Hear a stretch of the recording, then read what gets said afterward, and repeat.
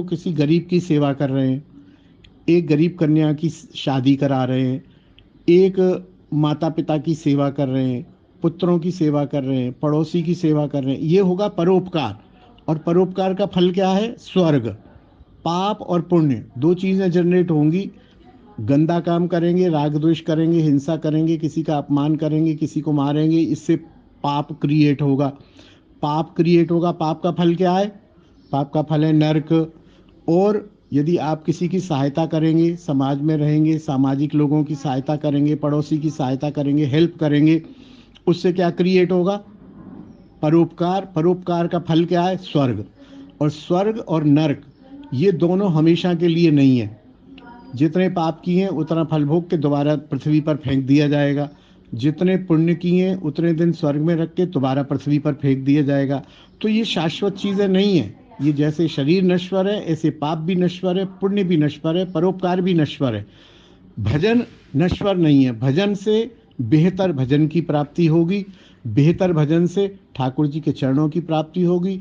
हम ठाकुर के अंश हैं, अपने अंशी की सेवा करना ही हमारा कर्तव्य है। हम वो कर रहे हैं, वही हमारा परम फल है। और जब एक बार ठाकुर की सेवा करते हुए हम उसके चरणों में पहुंच जाएंगे, यद गत्वा न निवर्तन्ते तद धाम परमम मम, जब प्रभु के धाम पहुंच गए वहां से वापस नहीं आएंगे। वहां से न मानव शरीर मिलेगा, न कुत्ते कुत्ते पशु पक्षी का शरीर मिलेगा। पाप पुण्य करने से कुत्ते पशु पक्षी गाय शेर हिंसा बैल का शरीर आपको बार बार मिलता रहेगा, बार बार आना पड़ेगा, बार बार परेशान होंगे। ये जड़ जड़ चिंतन है। जिनको ये चित्त चिंतन आध्यात्मिक चिंतन समझ नहीं आता है, वो इसी को ही मानते हैं। माना करें, कोई बात नहीं है, क्योंकि सृष्टि है, सृष्टि में सभी तरह के लोग हैं। जो जैसा मानता है वो ठीक है, लेकिन सिद्धांत तो यही है। समझने की जरूरत यही है कि जड़ जगत में रहते हुए ठीक है। एक बात और भी है कि भक्त को, वैष्णव को, जो भगवान को सुख देता है उसको भी परोपकार करने में मना नहीं है, लेकिन वो परोपकार साइड बाई साइड करता है, उसका मेन काम नहीं है।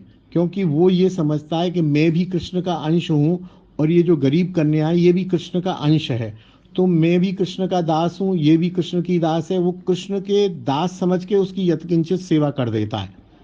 उसको वो परोपकार नहीं मानता है, उसको कर्म नहीं मानता है, उसको पुण्य नहीं मानता है। पुण्य नहीं मानता है तो स्वर्ग नहीं जाता है।